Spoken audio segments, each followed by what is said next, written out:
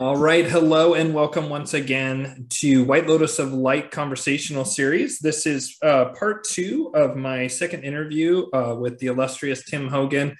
I'm just going to read off in case people come across this without having watched part one. You should go back and watch part one. It's pretty amazing. It's all about Tim's most recent trip to Egypt and some of the evidence of lost high technology that is found throughout Egypt.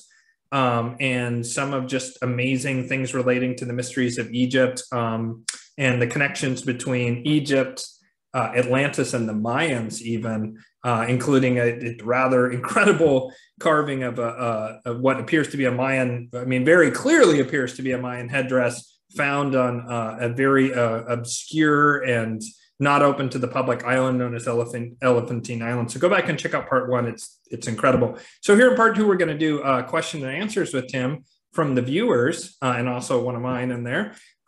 So Timothy Hogan is Grandmaster of the Order of the Temple of Sacred Initiates to Knights Templar lineage, and he runs the Templar Collegia, which I am a member of, and the Martinist Order of the Temple in conjunction with that. He is also a high initiate of several other traditions, including within Freemasonry and multiple Rosicrucian lineages. He is also a Gnostic bishop and has been ordained as a Tibetan Pawa Rinpoche. Beyond this, he is an author of multiple books, and he is an expert in cross-cultural symbolism. He also does work in the entertainment industry and does track 2 diplomacy. He's known for his lectures at universities and U.S. embassies worldwide, as well as at private events. And as I said in part one, Tim's actually even understating like his credentials there somehow, some way. He is, he's a man who probably has forgotten more about the esoteric than I've learned in my entire life. He's just very deeply steeped in that, as well as what some would call alternative history, or I would call the true history, actually, of our species, what we have of it, which unfortunately, the further back you go, the more it's just fragments. So, Tim, gonna just ask you some questions from viewers. So the first question is from viewer Sophia Lux, and she says, what are your daily spiritual practices? So what do you do on a daily basis or a regular basis that's spiritual? And can you just, answer that however you like? Well, I'm a big proponent of meditation. I meditate all the time. I also am a big proponent of visualization with my meditations. I usually start the day out visualizing my day, what it's going to be before I do it, and then I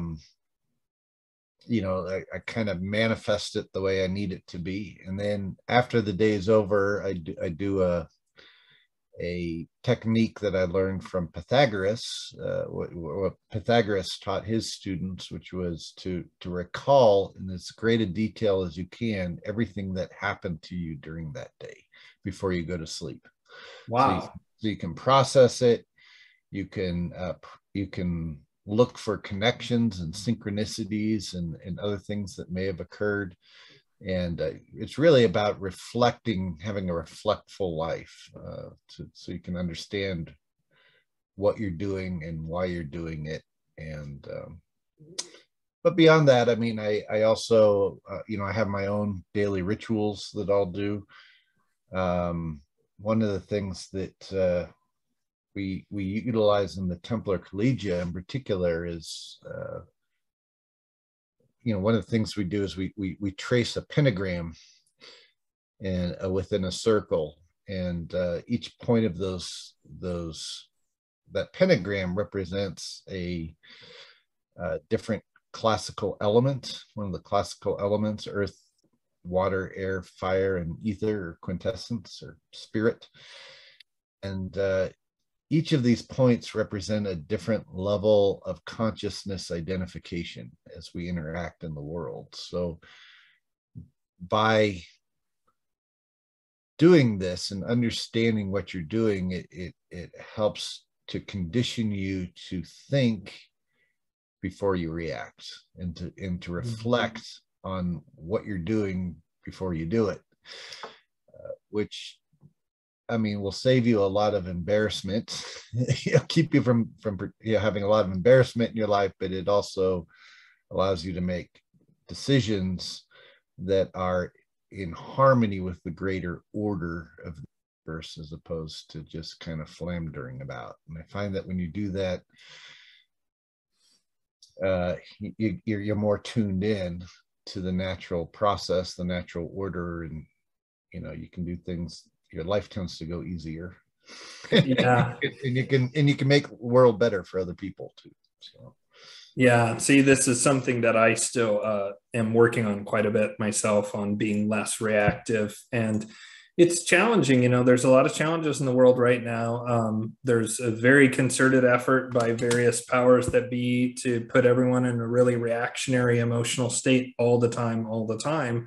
And it's been shown that when people are especially in a state of fear for a prolonged period of time, that the thinking mind really shuts down.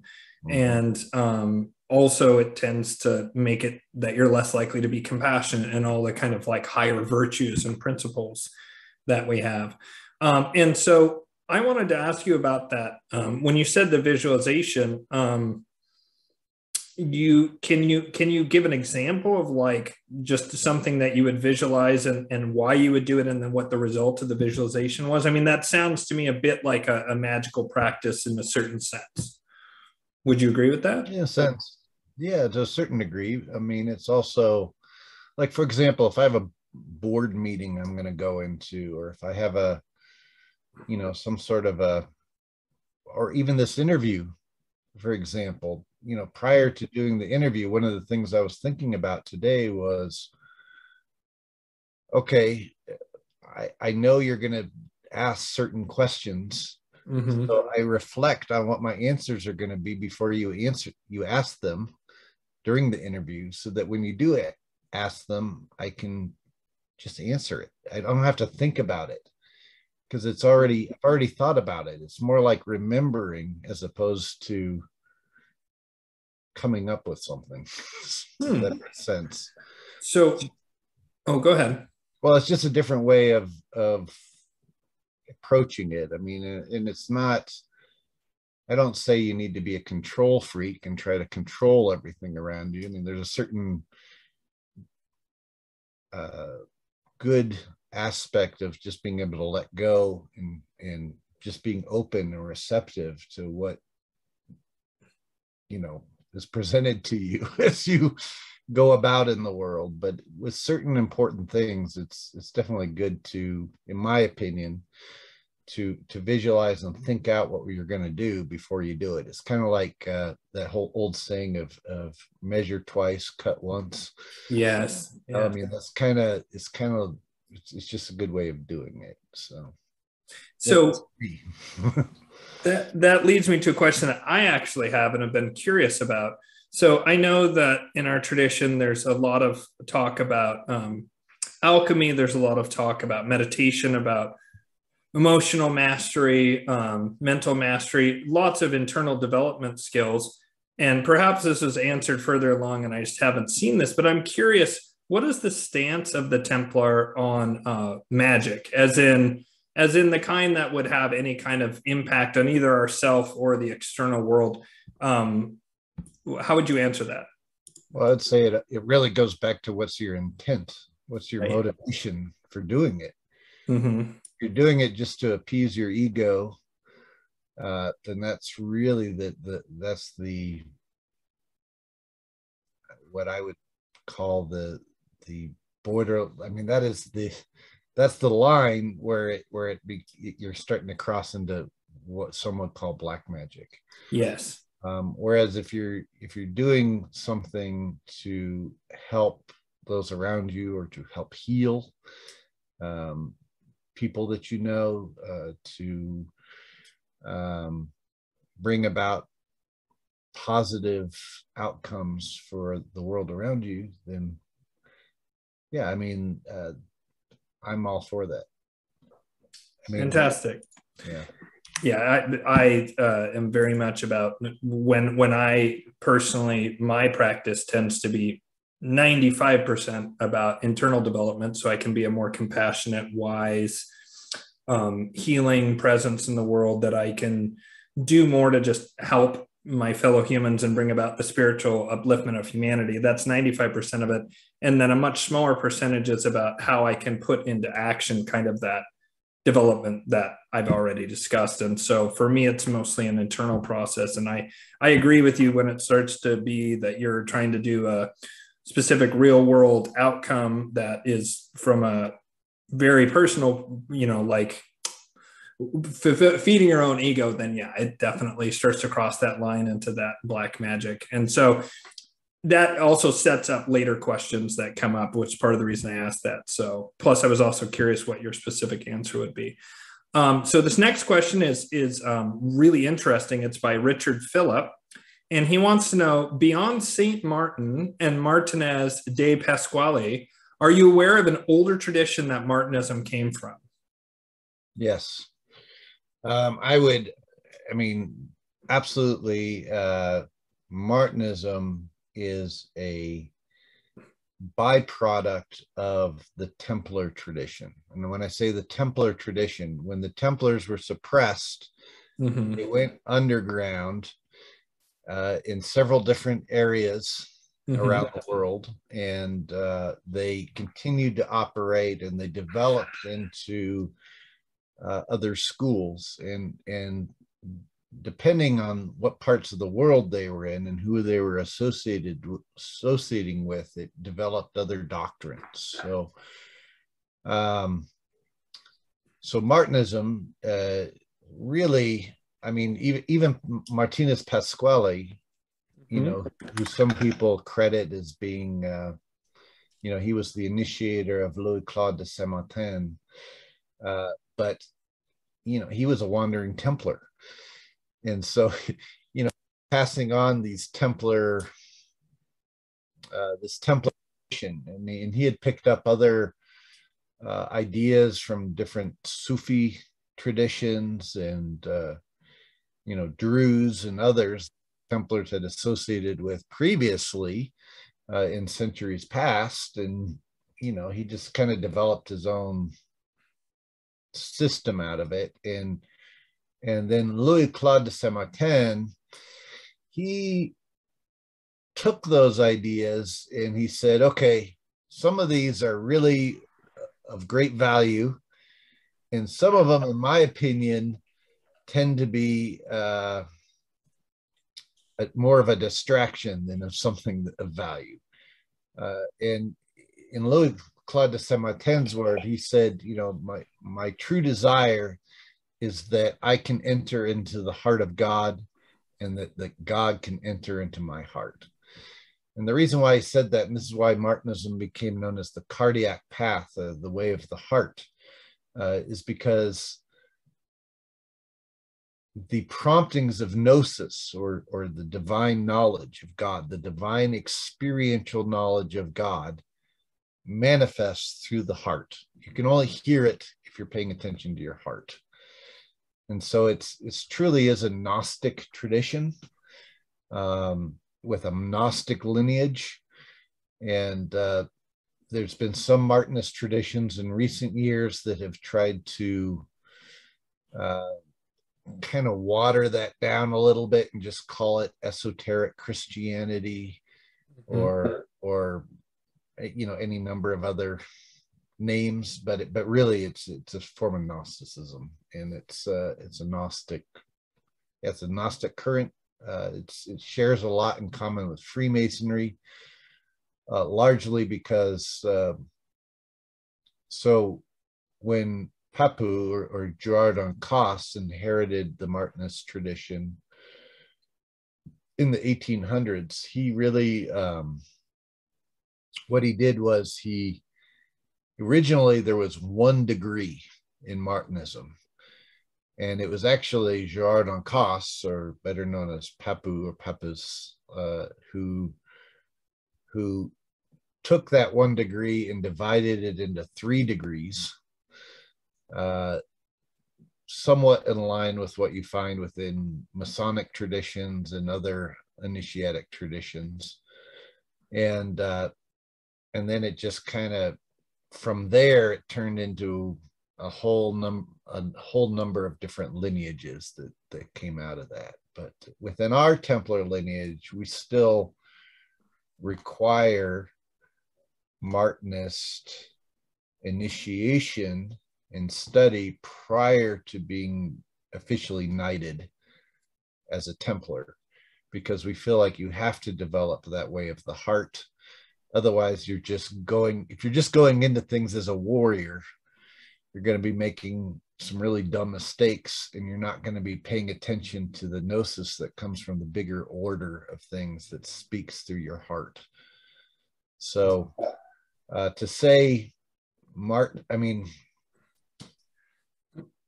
traditionally they'll say, Martinism came out of Templarism, which developed into Rosicrucian thought and the Brothers of the East, and you can trace this whole lineage of initial traditions until it eventually officially got called Martinism. But Martinism itself will say, that it represents the keys and the almost the apostolic succession, if you will, of the great mother tradition, and it transcends any one particular lineage or even religion or anything like that. So if that makes sense. That does. Quick clarification: when you say the great mother tradition, do you mean that also that you might call it the primordial tradition, or do you mean something that has to do with a female goddess central figure? No, primordial tradition. The primordial. Okay. Yeah. Okay. So which has a goddess component to it, but yeah. Right. I just wanted to make it clarify that for the viewers who might hear that and think that it was like the Gaia worship or something, right? Yeah.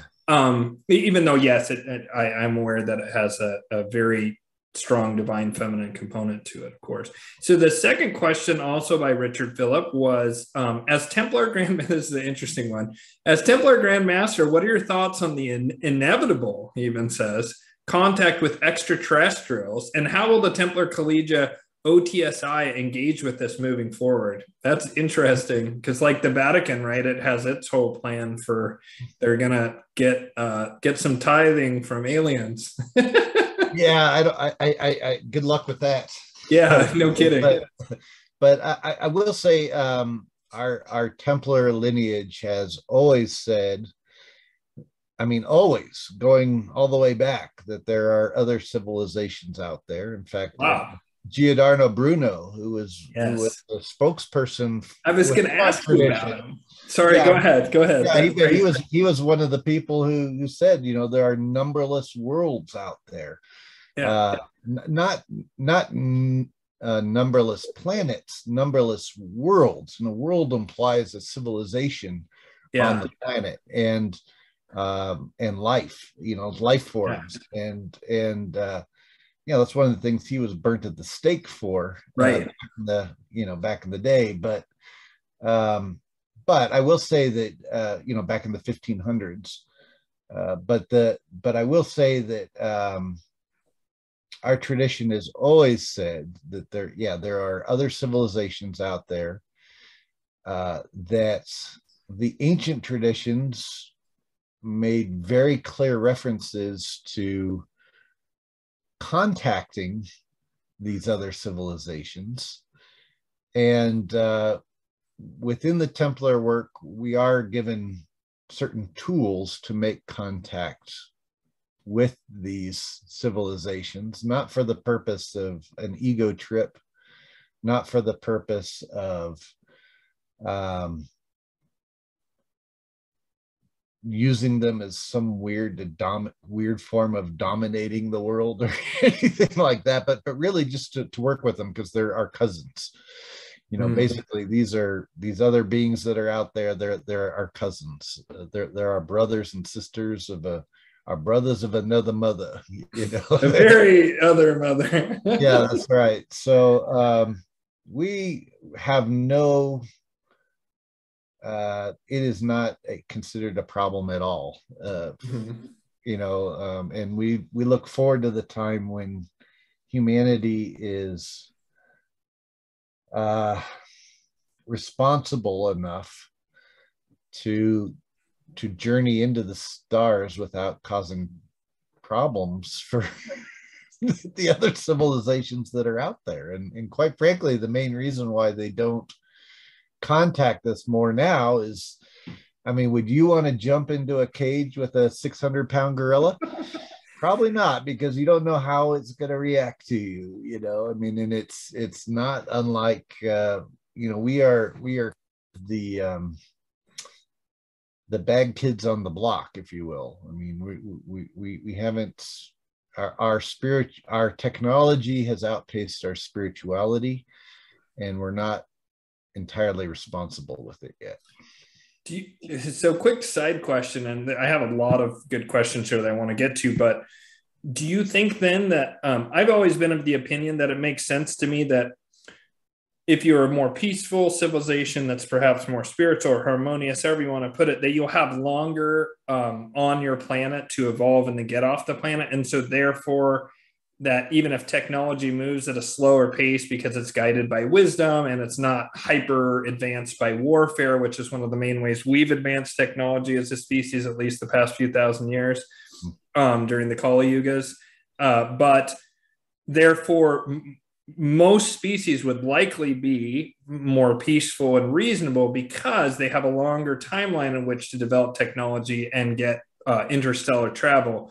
Conversely, some amount of species would perhaps be like us. I mean, we are technically a spacefaring species. We're not, interstellar, but we've at least gone to the closest satellite. There's rumors of the secret space program that I have some kind of fondness or interest in.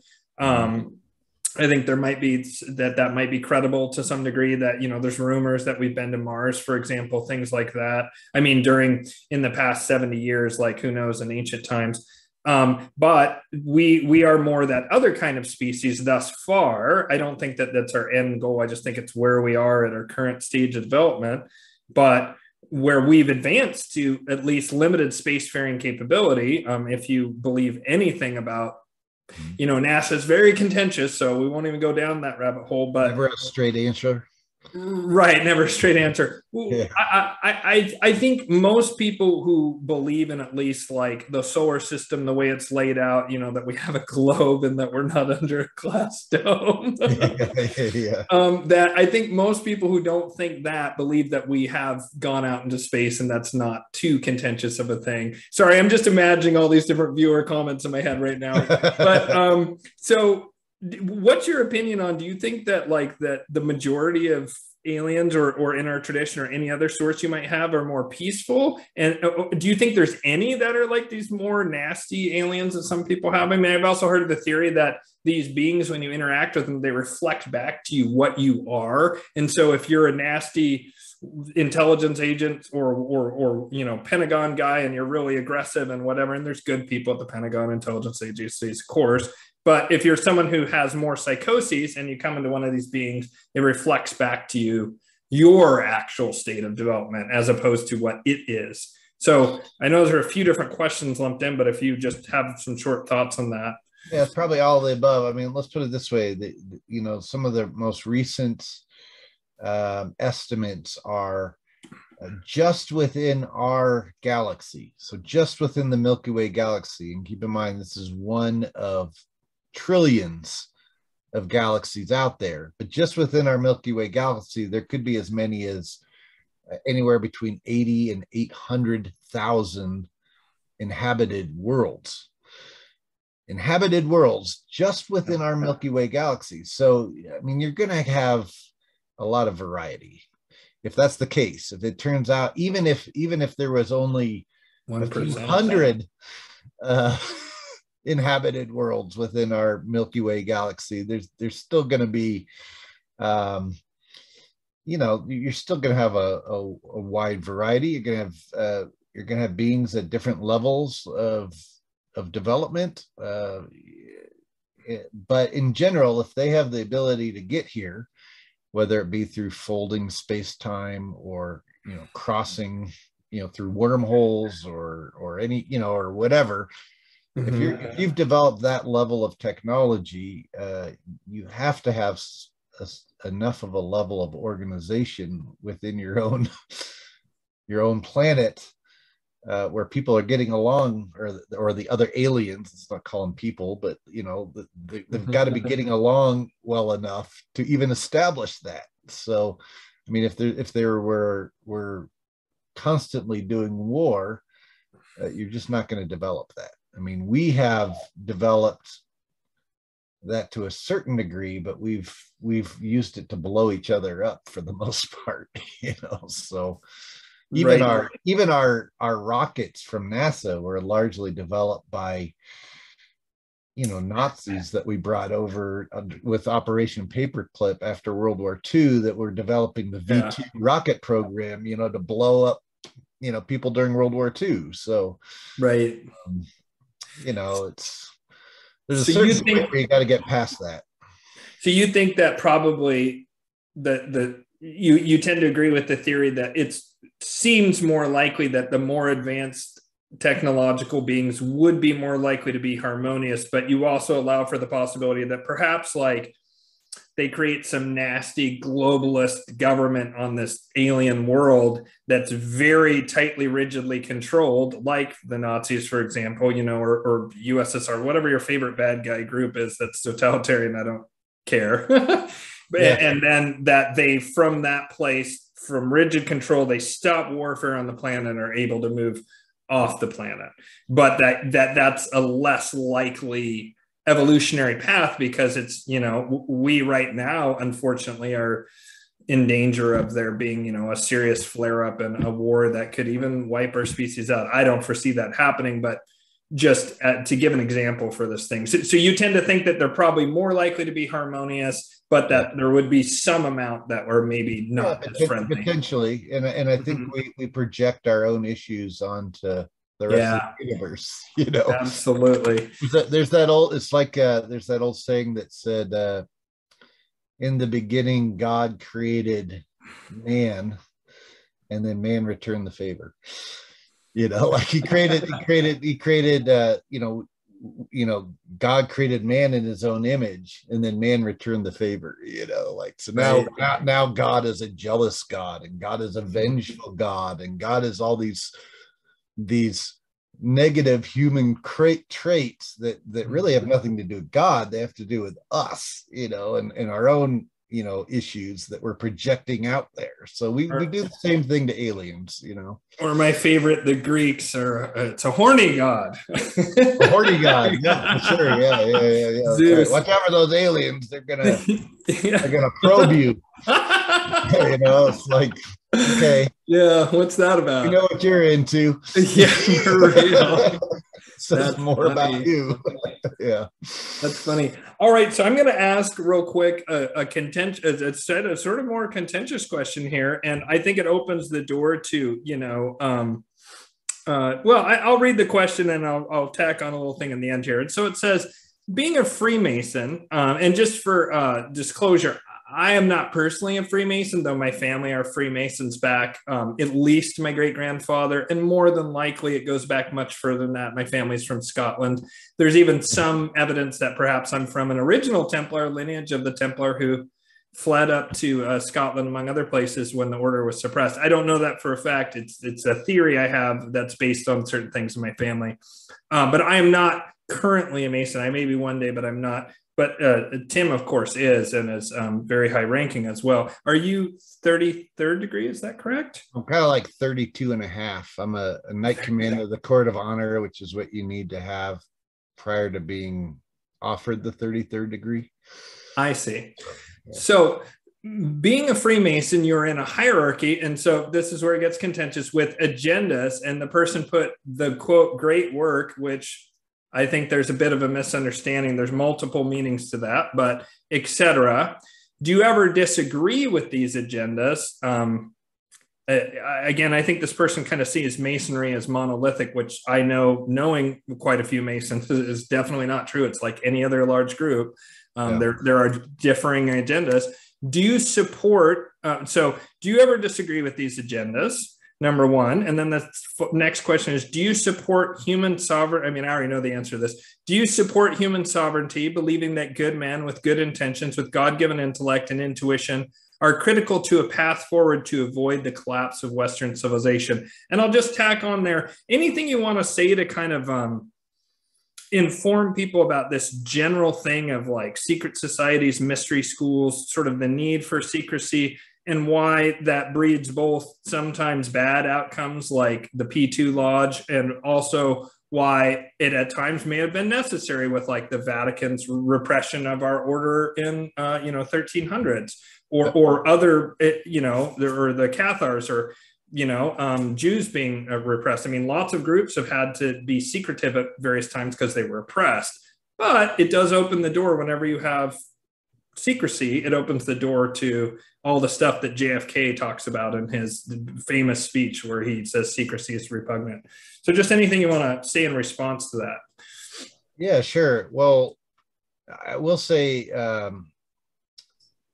most initiatic traditions are secretive, but part of the reason for that, there's a twofold. One is to protect themselves, because there have been governments in particular, whether you're talking about religious or just political governments, that have repressed these orders throughout history, several times throughout history. I mean, the first people to go to the concentration camps during World War II were not Jews, it was Freemasons. Correct. So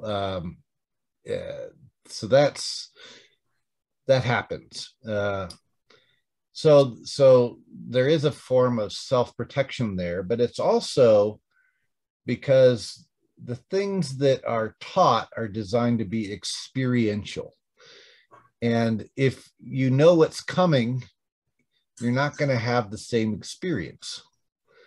The rituals are designed to cause a person to have an experience that helps them understand something about themselves. And that's a personal thing, the only reason why that's secretive is because the greatest secrets can't be communicated.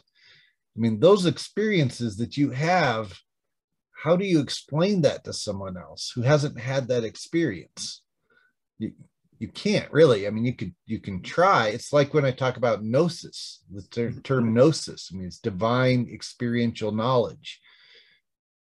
When you've had a gnosis experience, you can try to explain that to someone, but unless they've experienced it, you're going to sound nuts, for the most part. So it's a safe place for people to discuss these things and to have these experiences. So that's the first, that's one side of it. The other side of it is there is most esoteric orders are passing on information that if it fell into hands, it could be abused. And so part of what they're doing is they are pre-screening people to make sure they have a good moral foundation before they're given information that could be influential in a bad way. Mm-hmm. Or it could be influential in a good way too. I mean, the hope is that it's used in a good way, but until you've really screened somebody, you don't know where their heart is. So that's part of it too. So there is secrecy, not to, as an ego trip, like, oh, we're going to be secret so we can control everything. It's not about that. It's secret so that people have the freedom to have these experiences, and that they're also not going to be, there's some experiences that you don't want someone to have until they're ready to have it. Mm-hmm. It's kind of like if you were to, and I don't recommend this, I'm not condoning this, but if you were to give a child LSD, for example, unknowingly, they could potentially mentally go crazy, or any person for that matter, because Right. if they were seeing things they didn't understand, and they didn't know where it was coming from, and they could do a lot of damage to themselves and to others. Mm-hmm. So you wouldn't do that. Just as a compassionate, loving person, you wouldn't do that to somebody. Mm-hmm. You are going to give somebody an experience, you would want to make sure they were ready for that experience. Yeah, absolutely. And that's just the compassionate thing to do. Right. Now, that being the case, that doesn't mean that all Masons are the same. It doesn't mean that all lodges are the same. My grandfather once told me, my grandfather, Hugh Warren, who is one of the people who brought me into Freemasonry, he said to me, when I asked him about becoming a Mason, I said I wanted to become a Mason. He said, Tim, you need to know that there are good Masons and there are bad Masons. But if all people lived by the tenets that are taught within Freemasonry, then all people would be good people. Because it does teach a moral science. Whether the members follow that like they're supposed to, they have their own free will. Right. And, if somebody does something, if a Mason does something that is morally reprehensible, there will be a Masonic trial, and that person will be kicked out of Freemasonry. And I've seen it happen. Mm-hmm. Or the brethren will, they will reprimand him and try to aid him in a tender manner, to correct his faults, not to control him, but to point a better way of being. And it's designed so that people are keeping themselves in check, not in a dogmatic sense, but just a fraternal, loving, compassionate sense. And now there's still, at times, a lodge can, even though it's warned against bringing in people that can cause problems, there has been instances throughout history in which were individual people within certain lodges that have turned the rituals into just an ego trip, where they tried to use it to control people, to control those members. And usually what happens is those lodges end up failing. People walk away from them. They don't want to participate in them because it's just toxic. And then the Grand Lodge gets involved, and they end up pulling the charter of those lodges, and they don't exist anymore. And P2 was one of those lodges. It was started out as a regular Masonic lodge. It started engaging in some nefarious activities. Mm-hmm. It got its charter pulled, and those members were kicked out of Masonry. Now they went on and formed their own irregular, illegal lodge that wasn't true Freemasonry. It was its own bizarro club, where they continued to do some of their own stuff with with mafia ties and ties to the Vatican, but that wasn't being condoned by regular Freemasonry. So unfortunately, that type of thing has happened at times in history, but it's designed and it's set up to correct itself, hopefully. If anything got too out of control. And I've known Masons people who've gotten kicked out of Freemasonry. I've known lodges that have gotten their charters pulled. The hope is to try to correct these things without having to do that. But there are instances where, it has to be done. Mm-hmm. And so I will just say for viewers that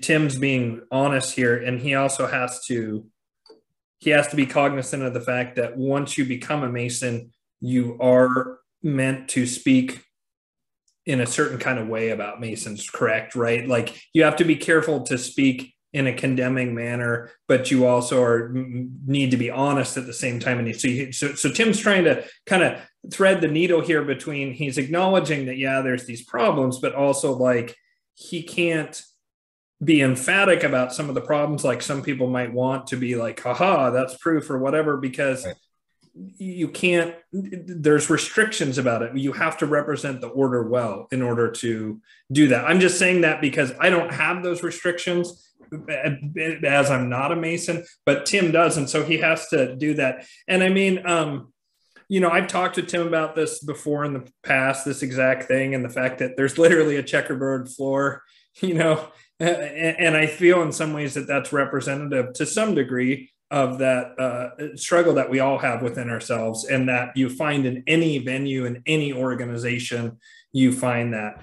And I also think that any organization that has secrecy where it can run afoul is that people who have less than noble intent can use the secrecy of whatever organization, whether it's an intelligence agency or Department of Homeland Security or the whatever kind of government agency that's more secretive, any kind of thing that has, where it has secrecy, bad actors can flourish in that scenario. But that doesn't necessarily mean that that entire government or whatever, or that country or whatever, is necessarily bad. It just means that there's individuals, and Masons are made up with humans. And I will say that, like my entire family were Freemasons, and they were all really good, honorable men. I mean, they weren't perfect, but they're all really good, honorable men.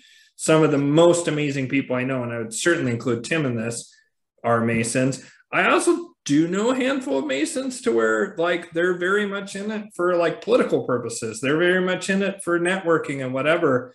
I find personally that most of my the Masons I really admire tend to be on the more spiritual side of Masonry, as opposed to the fraternal order and making connections, networking side of Masonry. So that's just my commentary. That's not Tim's at all. So.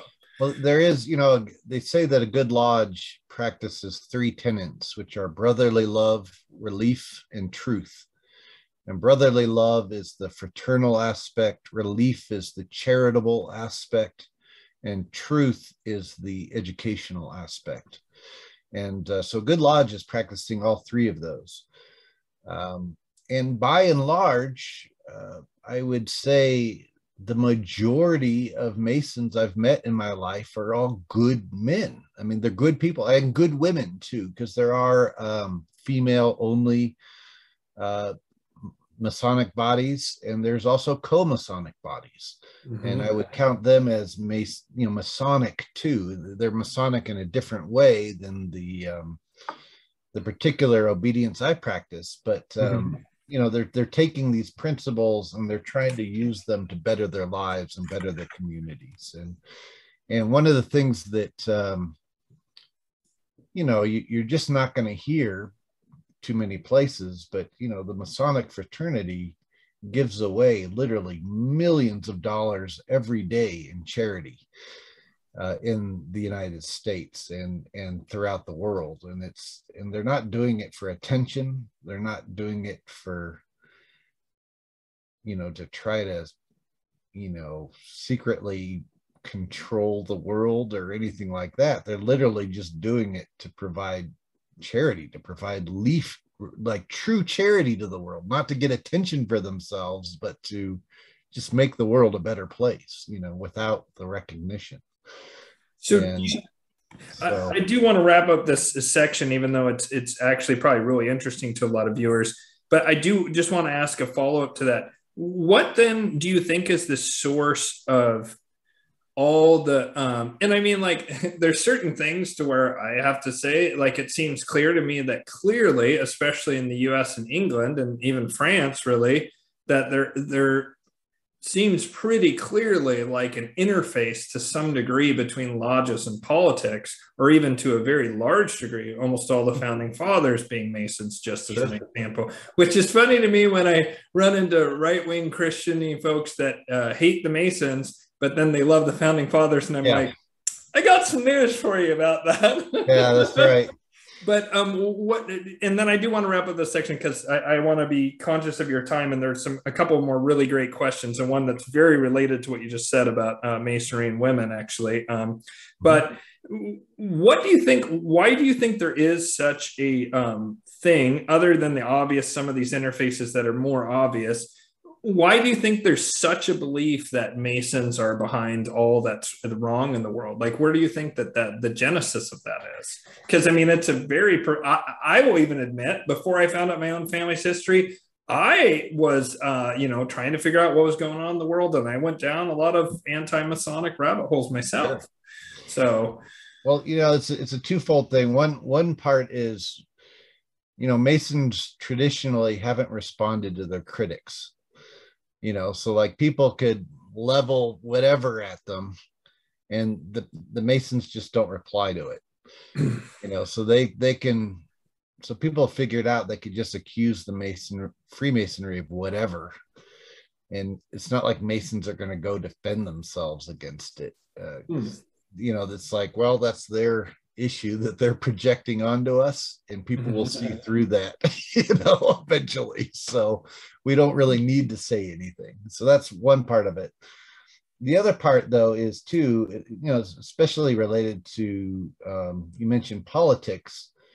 Ironically, not ironically, but politics, you're not allowed to talk about politics in a Masonic lodge. That's one of the rules in a Masonic lodge, is you're not allowed to discuss politics.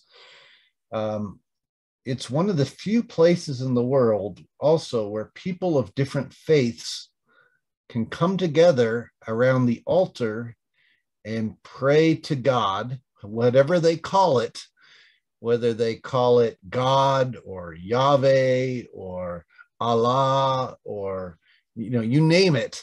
It doesn't matter. Masonry recognized that that's a personal relationship between you and your God. And Masonry doesn't try to stand between you and your God. It just provides a sacred space where all people can come together and celebrate their gods together as brothers. And this is, of course, when you have that type of outlook where I can look at you, you may be Muslim or you may be Hindu, and I may be Christian or Taoist or Buddhist or whatever, and we can come together, be dedicated to building a better world together, and celebrate our divine source within us, but not proselytize our religion onto each other, but just celebrate the fact that we're brothers. That's a beautiful, beautiful thing that's seldom found in the world today. But if you have that, if you start from that place, of course, I mean, that's social order. That's the foundation of social order. And of course, if you're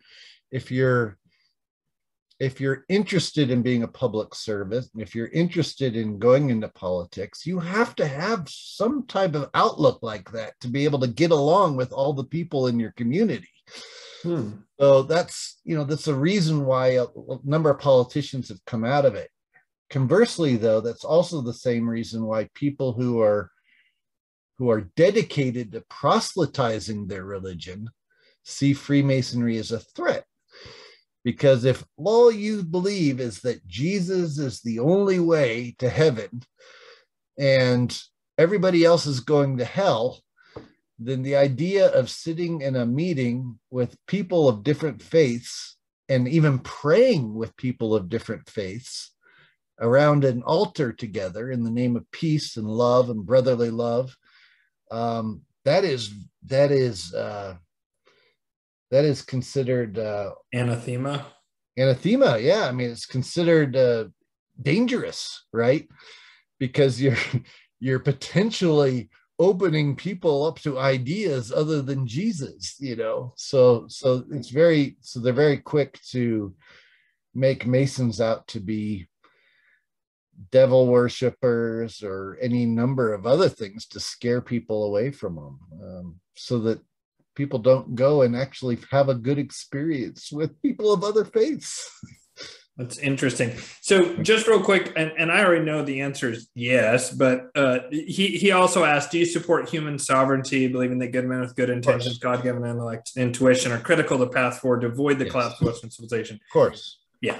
That's the foundation of Masonry too. I mean, that's the foundation of Masonry, is that everybody has within them this spark of divinity within them. Everybody does. Mm-hmm. And that the only thing that keeps us from expressing that is all the BS that we, in the cultural conditioning and all the other conditioning that we develop in our lives, and all the dogma and the governments and everything else that tries to put us in a box, and it ends up stifling out to a certain degree that divine spark that's within every one of us. So the goal of Masonry is to chip away all that other brainwashing that we've been conditioned to accept, and get back to the source of who we really are, and then use that as a foundation stone to erect a more beautiful temple in humanity. So awesome. And that was by Samuel Court, by the way, was who those questions were from. And so I want to go into, you mentioned female Freemasonry. So this may not have a straightforward answer. And I actually linked to your Way of the Templar book in response to this woman, but I'm going to read it anyways because it's interesting. She said, it's Stacy De La Cruz, and she writes, I'm trying to find guidance and information that I need in hopes of finding my purpose, because of right now I'm feeling very lost. The only thing that I know is I've always felt a special connection to the Masons. Interesting. Although I understand females are not permitted to join the order. Well, I'll let you respond to that specific thing, because as you mentioned, there are actually like purely female orders, and there's also, especially in France, I think, among other places, there's male and female Masons. So, but more recently, I'm feeling a Templar connection. Can you suggest to me where to go from here? Is there certain books I need to read, or can you point me in the right direction? I don't even know why I feel you should know who I am, but I do and have for a long time. Please help if it is possible, and thank you for your time. I think she's directing that last part of me, but maybe you, I'm not sure about the knowing who she is, because, yeah, I'm not 100% sure. So, well, I mean, I will say there are several different Masonic-esque organizations out there and orders. Mm-hmm.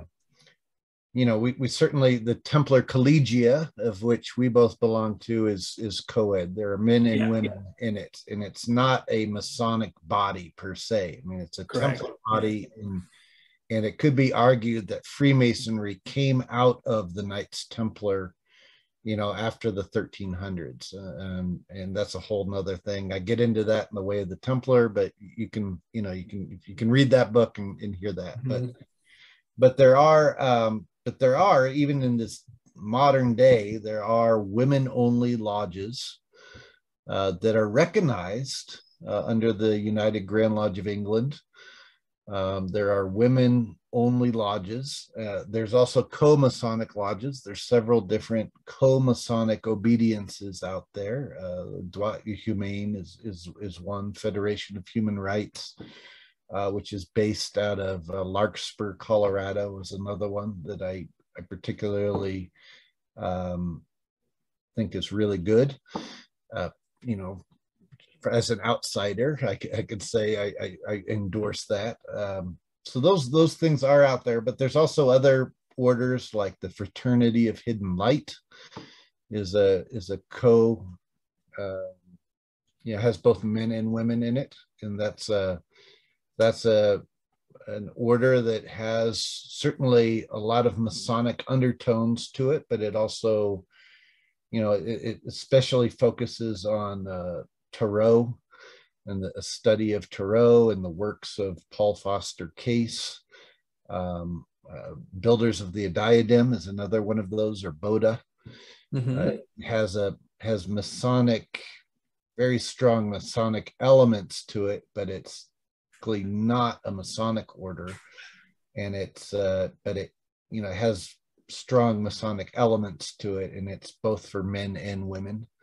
Hermetic Order of the Golden Dawn is another It's more of a magical system, but it has men and women in it. Martinism has men and women in it, and these are all have Masonic undertones in them, even though they're not technically Freemasonry. So, excellent. And so then do you have a few more minutes? Because I know it's getting on time. Can I ask? Okay, so there's this one is a four-parter. We'll see if you we'll see about it. But so this person said it's huge proof as their online handle. It says, so the first question is how to awaken spiritual powers, and you can take that however you want. What are some practices to balance masculine and feminine energies within oneself? What spiritual teachers do you recommend? And then this is a very interesting question. What is your opinion of Damien Eccles? Do you know who that is? Yeah, I sure do. Yeah, of course. Okay. Yeah. So, okay. So first of all, awakening spiritual, what was it? Spiritual powers? Spiritual powers. It's kind of a broad and interesting question. Spiritual powers, which tend to be more psychic in nature. They tend to be associated with psychic activity or that type of thing. Those are natural. Those things naturally develop when one engages in a spiritual life of prayer and meditation and contemplation. The more you're in touch with yourself, the more those things start to develop. And that would, any tradition you talk to would say that, whether of Eastern and Western backgrounds, they would all say the same thing. So first you engage in the spiritual practice of of contemplation, meditation, and prayer, whatever that is for you. And through time, you start to have certain breakthroughs where certain spiritual impulses come to you, and then certain spiritual powers, if you will, start to develop naturally. I was looking for the Yoga Sutras. I had the name by Patanjali. I think it's called Yoga Sutras by Patanjali, and he says exactly what you just said, that as you develop on the path, you reach more and more psychic abilities start to awaken. And he actually warns against getting stuck into the magic and miracles part of things, but it can become an ego trip. Yeah, exactly. You don't want that. I mean, depending on what tradition you go through, I'm personally of the opinion that we're not here to get rid of our egos, because our egos help us survive. But our ego does need to become a beast of burden for our higher nature, for our soul, rather than completely capturing all the energies of the soul and using it towards just selfish titillation. Instead, it needs to become a tool, a working tool of the soul. Yes, that's my opinion. And if you're interested in talk about spiritual mentors or reading up on that concept, one of the best people, in my opinion, from a Western standpoint, is Carl Jung, in the writings of Carl Jung. I mean, he that was pretty fundamental to what he taught as well, is how do you get in touch with those deeper parts of yourself and allow them to control and utilize the energy of your ego, use the ego as a working tool in the world, and as opposed to letting it just run rampant. Yeah. So they also ask, what are some practices to balance masculine and feminine energies within oneself? This is a good question. I mean, generally, when we say masculine and feminine, those are loaded terms, especially in our current culture. What is a woman? Yeah, exactly. But in general, traditionally within spiritual traditions and within esoteric traditions, the feminine aspect represented the receptive, spiritual, internal, reflective side of ourselves. I would say passive, but not passive, passive as a strength, not passive as I'm just going to let people do whatever they want to me, Mm-hmm. So that tended to be the more feminine aspect, whereas the masculine was the more active. And really, you're trying to balance the internal reflective life with the external navigating in the world. Mm. It's trying to find a balance of those two things. And it really has nothing to do with your genitals. I mean, you can go there with it, but it's much bigger. It's much bigger than that, in my opinion. The feminine tended to also be the more nurturing, Mm-hmm. loving, kind aspect of our motherly aspect of things, where the masculine tended to be more active, get it done, complete the mission, go out and hunt the in you find this too. This is a huge generalization, so I'm probably getting in trouble for this, but you see it. You can see that somewhat the differences between the masculine and the feminine with the way that people shop. For example, women in general, when they go to the grocery store, they tend to be more gatherers. They like to look at everything. They tend to try to find the best product. They'll go down every row and look at everything, and then decide what's the best stuff to bring home with them. Whereas in general, when men go to the grocery store, they have a list of exactly what they want, and they will go and they will hunt it out and just try to find those things and get out of there as fast as they can, and it's a totally different mindset. But one is very much more passive and reflective, and the other is much more get it done mentality. And both have their values, both have their place. It's just a question of balancing it and using it when it's most appropriate. Absolutely. So then that person's final question, I have one other person asking questions after that, and that is they asked, what is your opinion of Damien Eccles, who for viewers don't know, Damien Eccles is a pretty famous practicing magician. I don't mean pulling a rabbit out of a hat. I mean, he does magic all the time. And he was involved in a very contentious thing when he was younger, which now it seems to be debunked. He was accused of, along with some other young friends of his, of having committed actually a murder of a child. He was convicted of it, actually, but there's extremely strong evidence now to where I feel pretty comfortable saying he was framed. I don't know if they actually got a confession out of the guy, but there was some other guy who liked to harm children in the Epstein style that almost certainly ended up committing the murder. And these kids, because they were into occultism, and it was in the South, and it was in the, I want to say the 70s or early 80s, they kind of, it seems, got framed for this. So he's a very contentious figure, and I just wanted to give that little bit of context. But he's also a very pretty renowned occultist, esotericist, magician.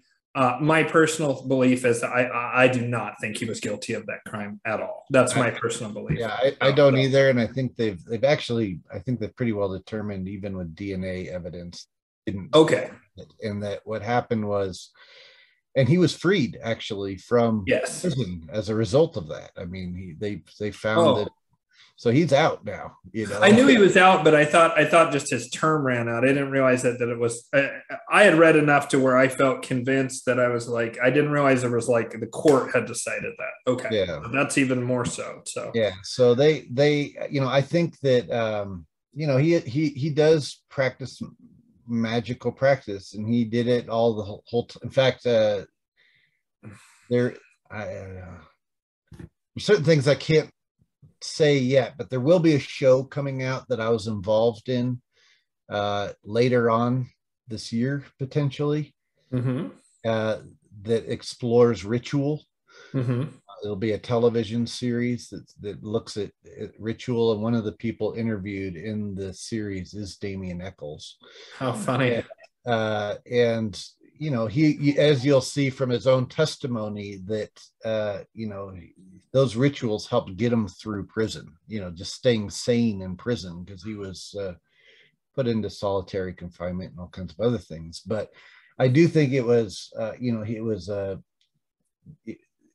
he was given, he was wrapped up in the satanic panic and accused of things that he didn't do, and but he was an easy scapegoat. And I will tell you, there are places in the South of the United States to this day where religious extremism rules the state, and you have to be careful about what you talk about. I mean, I was visiting a brother initiate, for example, down in a particular southern state, and I won't say what state or what city it was, but he is the board chairman of a hospital.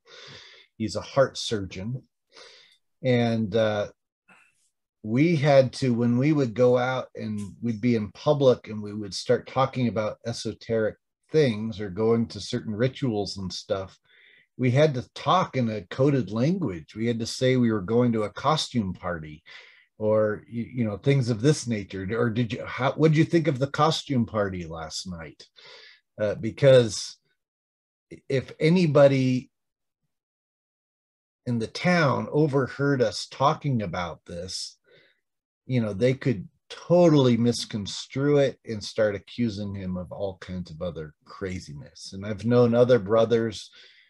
For example, I know a brother, he was trying to get divorced from his ex-wife, and she was a very, shall we say, strong fundamentalist Christian with very definite black and white views on things. And she didn't want to get a divorce. Her family didn't want her to get a divorce, because according to their beliefs, she'd go to hell if she got a divorce. And it took them something like 12 years or something to get a divorce from her. And because she kept dragging it on in the courts, and she used the court hearings to just drag him through the mud and accuse him of all kinds of satanic stuff to just try to ruin his credibility, when he's not that at all. He's one of the most loving, caring, compassionate, open-minded people that I know. And the other part was he had a Jewish lawyer, and that was considered like a big deal for them. So the whole reason why it took them almost over a decade just to get a divorce was because they allowed the religious climate allowed it in that particular territory. And so I think the similar thing happened to Damien Eccles, to be honest. Okay. Fantastic. So I'm just going to ask the questions. This one last person, then I'm going to have a final question. So this person asks, and this is interesting, how do we break past life pacts? I assume they're meaning either oaths or perhaps demonic paths. Then they said, what is the name of the highest divinity known to us?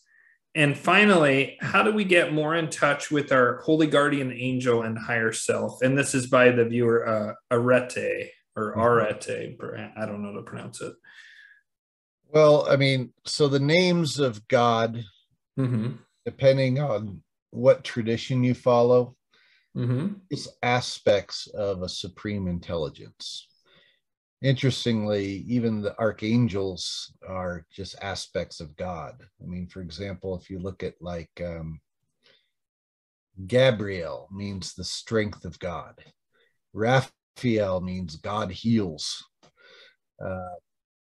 Michael or Michael means is like God, right? So these are all aspects of God. They're not, the article El just means God, and that's also, and in Hebrew that's Aleph, Lamed, or Al. And that's also the origin of where then in Arabic and Aramaic, and then in Arabic, you get the word Allah is from Al or El, which was just one of the names of God. But all these things represent it. And then the origin of that probably goes back to the Phoenician Al Ilion, which just meant the supreme God, the supreme light is what it meant. And so, we craft, as humans, we craft these different names for God because it helps us to navigate or to attune in on that energy, if you will, or that consciousness construct. It doesn't mean that one name of God is more powerful than another name of God. I mean, the power in it is what you ascribe to it, right? You're the one crafting that. You're the one creating that for yourself based on what you need. So it has been said that the most supreme name of God is silent. There's no vocalized form because it's the space between the letters themselves. So it's silent. It's almost a breath. Yeah, we the minute that we cognize it and use words, we're limiting something that's infinite and beyond description.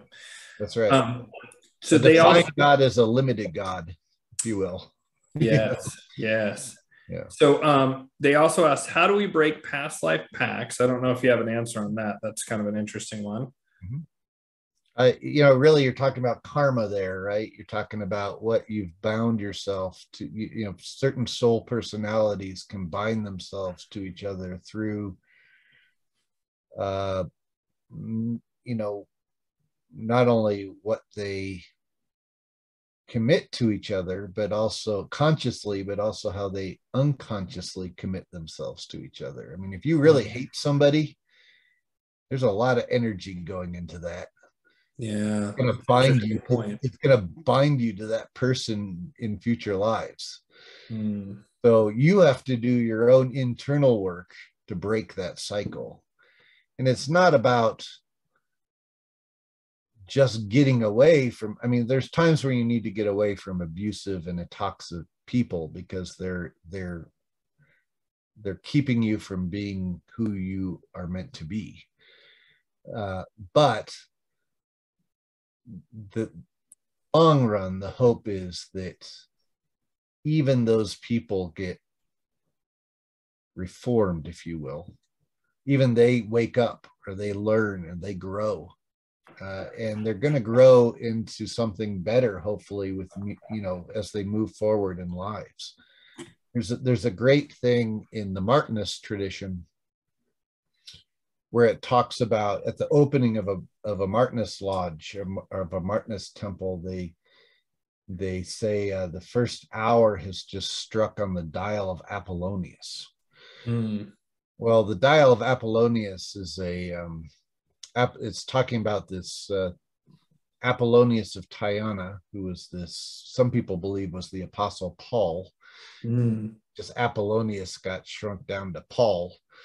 But Apollonius of Tyana had created a clock where each hour of the day was ruled by a different jinn or a different genie, a different spiritual entity. And there was a prayer associated with each hour as well. So the first hour of Apollonius, the jinn or the genie that ruled that hour was the jinn Pappus. And this is where Pappus or Gerard Uncas got his esoteric name from. But it was the jinn that was in charge of physicians and in charge of healing. And the prayer was, may even the deepest, darkest demon in the abyss lose its malice and fury and sing the praises of God. Wow. right? This is the hope, right? Mm-hmm. The only way that that demon or that entity is going to lose its malice and fury and sing the praises of God is if it's shown that being full of vengeance and malice isn't the way to go, right? At a certain point, you have to wake up and realize this isn't working for me. And it's only by embracing a more compassionate view of the suffering of others, not just people, but other entities, that we can try to reform them, that we can heal them, that we can rectify them it's this is the bodhisattva, right? This is the work of the bodhisattva of you keep coming back in order to help wake people up. And the only time you attain true enlightenment is when everyone can attain enlightenment, when everybody wakes up to the realization, and that is what breaks those karmic bonds, of those bad bonds that have held us to icky places with people or with situations in the past. It's when we wake up and realize we don't need them anymore. In fact, this is really the meaning behind Revelations in the New Testament, in the Apocalypse. It's not a story about the end of the world. It's a story about the end of our old perceptions of the world and the waking up to our true divine nature. Wow. And that's the second coming, when each person does that individually, when each person embodies the universal consciousness, the Christos, also known as the Christ or the Krishna consciousness. When we all embrace, when we come to that place, our old perception of the world dies out, and our new perception of the world, the new Jerusalem, awakens. The new enlightenment awakens. And this is what breaks those karmic bonds. It's when we can learn to be compassionate and loving and help people to wake up, even when they hate us for it. Wow. Well, I almost want to end on that exact note because that was so beautiful and so well said. I do want to just ask their final question, and then I have a very little tiny thing that popped into my head earlier about Giordano Bruno I want to ask, and then I will let you go with grace and gratitude because I know you actually went over time here. So he then asked how, or she perhaps, how do we get more in touch with our holy guardian angel and higher self? So do you have an answer for that? Yeah, I would say again, it's your tools of contemplation, prayer, and meditation. I mean, you can perform ritual too. I mean, ritual is an active form of bringing your internal intentions outward. You're creating a circuitry outside of yourself to in order to help navigate your life. And I think your holy guardian angel, or what in the early Gnostic traditions was referred to as your daemon, not your demon, but your daemon, was your true soul nature that's connected with God, right? It's the worker in yourself that's connected with God. It's your soul personality that's connected to God. So it's all about getting in touch with that place and then allowing it to work through you. And for some people, it's easier for them to anthropomorphize it as a separate entity. That's what we do. Anytime we talk about angels, that's what we're doing, right? We're talking about aspects of God's consciousness. Well, we are a part of God's consciousness too. God's consciousness works through us. It's just being attuned to it and attuned to it in the world. And when we do that, that's our holy guardian angel. That's the daemon. That's our soul allowing us to make decisions in the world that are for the harmony of everybody involved, including ourselves. And would you say that's similar to the Hindu conception of the Atman? Absolutely. Yeah. Absolutely. 100%. Yeah. So a final question that I want to ask is I actually have had Giordano Bruno on my mind quite a lot lately for a variety of reasons. Also coming up in a book I'm reading by Dr. Joseph Farrell. Hope to have him on the show someday. But he was talking a lot about Giordano Bruno, and he made the suggestion that there's a possibility that Giordano Bruno was actually like laid the groundwork for, or was sort of the inspiration for Rosicrucianism. Mm-hmm. And I was curious what you're thinking on that. And then second question tagged to that, was Giordano Bruno a hidden Templar, or what do you know about any associations he had along those lines? Mm-hmm. Yeah. Well, I mean, it wasn't so in the 1500s. One of the guises that the Templar order went under was a organization known as the Unknown Philosophers. Mm-hmm. And of course, you hear Louis Claude de Saint-Martin being referred to as an unknown philosopher.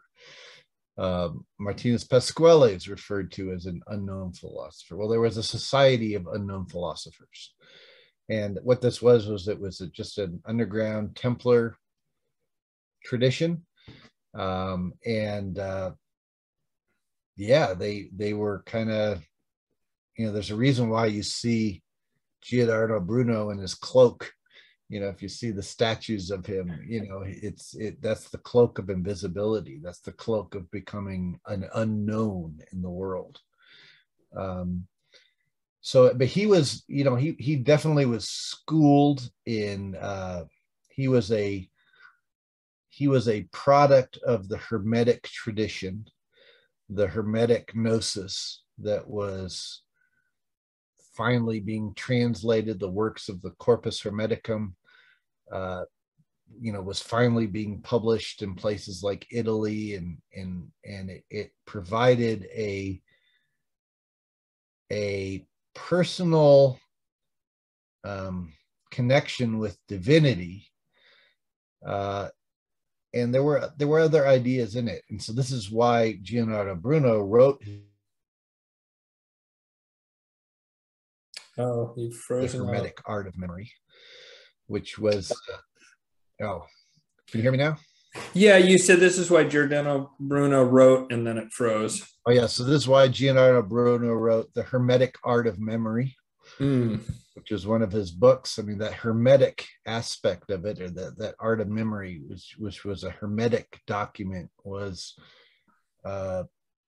passing on these Hermetic ideas, these ideas that were said to be associated with Hermes, and which came out of the Corpus Hermeticum.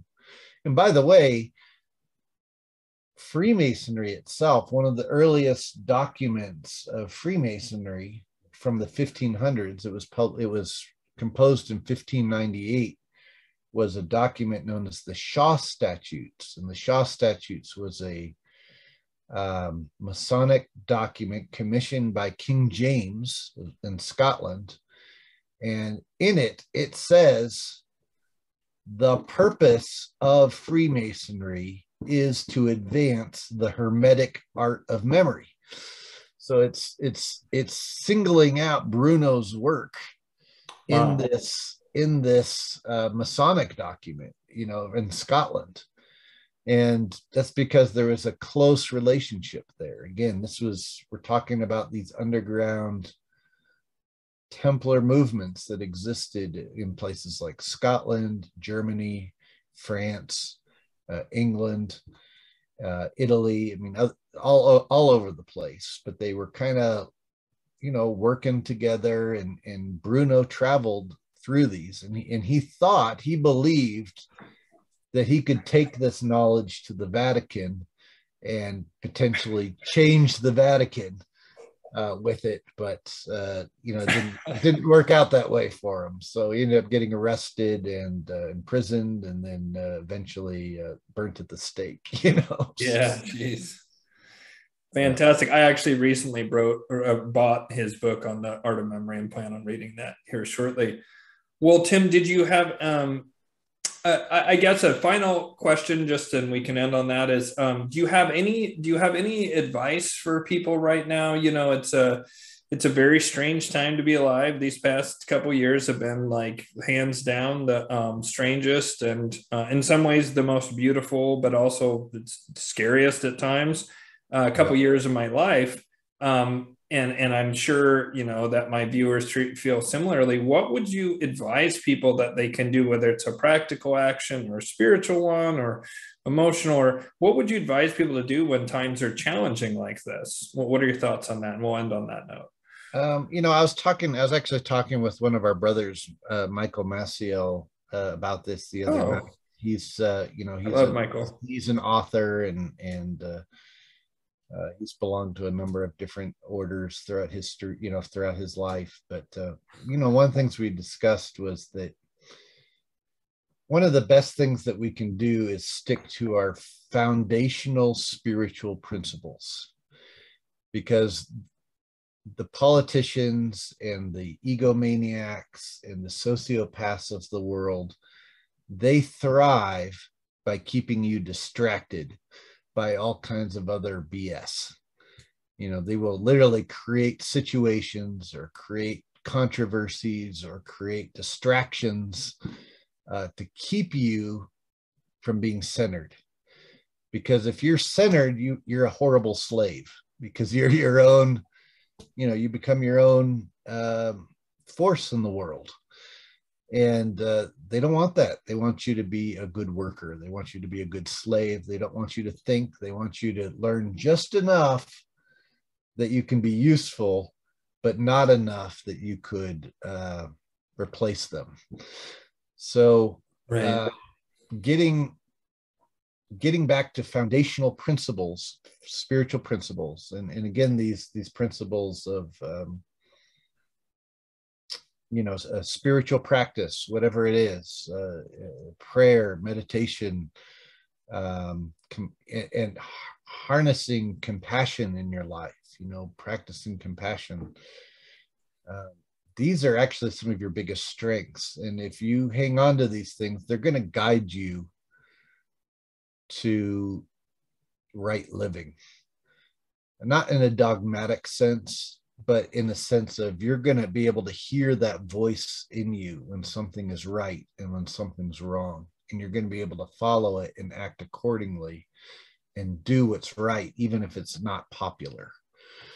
And that's what's needed. We need leaders in this world who are willing to get to that. That, stay focused, rooted in who they really are, not the crazy outfits that we put on ourselves. Right. People get so caught up in how they look nowadays, or how they're identified, or how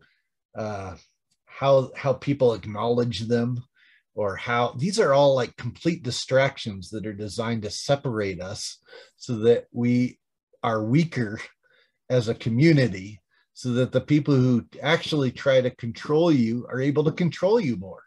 Right. So we have to get away from all that stuff. We need to get back to, who we really are, who you are in your soul, which doesn't have a gender. Right. It doesn't get caught up in what title you have or what you're wearing or what, what famous person you're associated with. None of that matters at the real soul level. So if we go back to our root of who we really are at our soul level, that'll guide us and who we really need to be, how we need to act in the world, how we need to act in accordance with nature, how we need to act in accordance with our fellow humans, how we need to act in accordance with our fellow animals and other sentient beings in the universe. And live a life that truly is more in harmony with things. And that's my opinion. And in a good mystery school, whether you're talking about Templarism or Rosicrucianism or Freemasonry or anything of the Eastern traditions as well, that's what they're trying to point you to. That's what they're trying to get you to. They're trying to remove away all of the conditioning that you're being taught to save face or to puff up your ego in whatever way you have. It's to break that down and get back to the source of what really matters in this world, and what kind of interactions are really of value, so that we can build a better world, so we can build a more harmonious civilization, so we can eventually head into space or outer space or inner space and connect with beings that are more advanced than us, really. Yeah. Wow, that's beautifully said. Thank you so much, Tim. And I'm just going to go ahead and end it there. And I'll just say I'm going to link to all of Tim's information below. And other than that, thank you so much for watching the show. Tim, thank you so much for your time. I'll have to have you back. I would love to have you on to talk about actually Gnosticism and Gnostic principles at some point, and maybe also dive into one of Tim's great books is Elements of the Elements. He also has another great book, Entering the Chain of Union. Is that, did I say it right? Yeah. And both those books are fantastic. And so I would love to have you back at some point in the future. I know you're so busy to talk about Gnosticism in particular and sort of the Gnostic tradition, but then maybe with some offshoots into some of those other elements. But Tim, thank you so much for your time. And viewers, thank you for watching. And I'll go ahead and end there. See you next time. Great. Bye. Thank you.